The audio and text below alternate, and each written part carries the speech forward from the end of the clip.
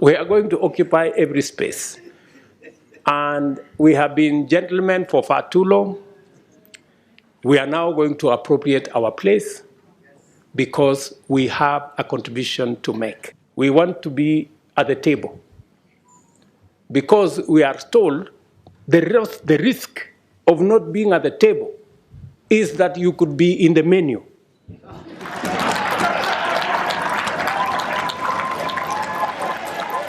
Kenya's President, William Ruto, delivered a powerful keynote speech at the Third Pan-African Parliamentarians Summit on climate policy and equity. Listen closely to some of his thought-provoking sentiments. Good people, let me ask you, who said that Africa cannot be part of the solution? That when Africa is being discussed, it's only being discussed in the context of the problems. Africa has 30 to 40% of the world's minerals, including those on which the green energy transition depends. The availability of these significant deposits makes a compelling case for Africa to be a global hub for manufacturing. All we are saying is we are coming with our assets, come with investment and technology, we meet halfway, and everybody wins.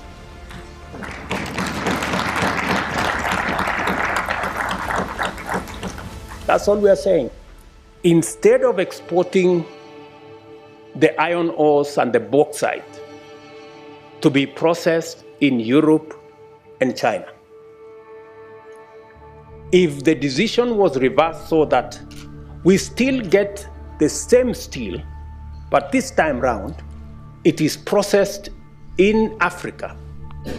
You don't have to transport the ores. Use the renewable energy in Africa instead of the fossil fuel and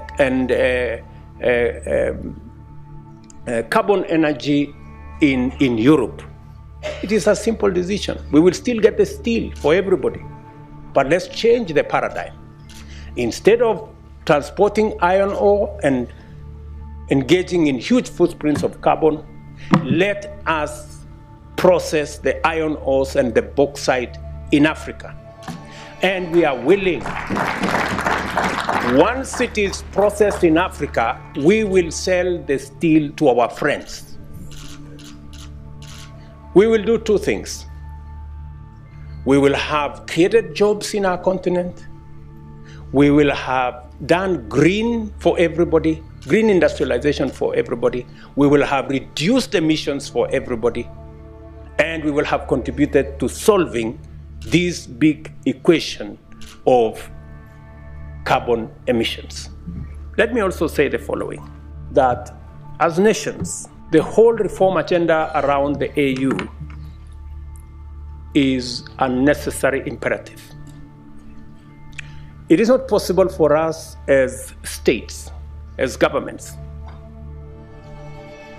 to hold all the power and expect the African Union to function. We must be courageous enough, we must be bold enough to delegate some of the powers of our nations to the collective body of the African Union. That is what other progressive unions have done. We have made a decision, very respectfully as heads of state in Africa, that any engagement with other partners must be an engagement of equals. And for it to be meaningful, if we are going to meet the president of a country, we have organized ourselves that the Troika is going to represent Africa. The chair, the current chair, the past chair, the chair that is coming, and the heads of our regional economic commissions, about 6, 7 people. But what happens continuously? When others want to engage with us, they don't want to deal with the Troika. They want to invite 50 heads of state. So we go to a meeting, just explain to me what kind of outcome you expect where 50 heads of state are sitting. Everybody is asked for speak to 1.5 minutes. You speak to for 1.5 minutes. What kind of engagement are you going to get? You're going to get nothing, right?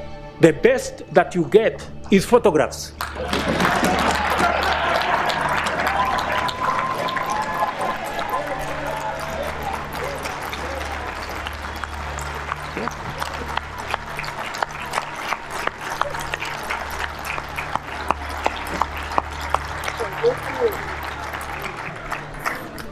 That's it.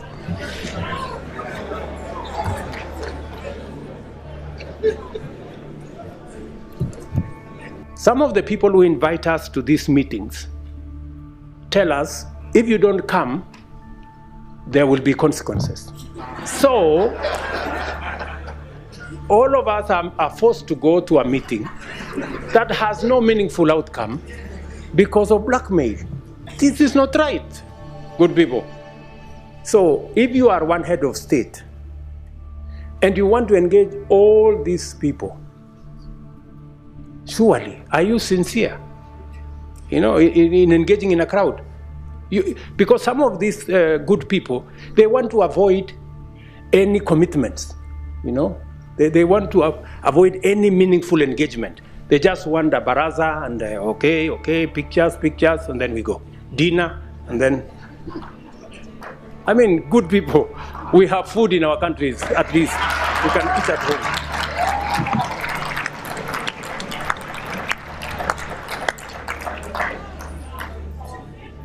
We want to be at the table because we are told the risk of not being at the table is that you could be in the menu.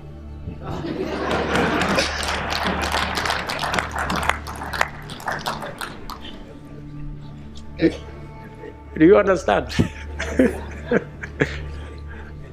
So, we are going to occupy every space. And we have been gentlemen for far too long. We are now going to appropriate our place because we have a contribution to make. Ladies and gentlemen, thank you very much for listening to me. I don't take it for granted. And God bless you.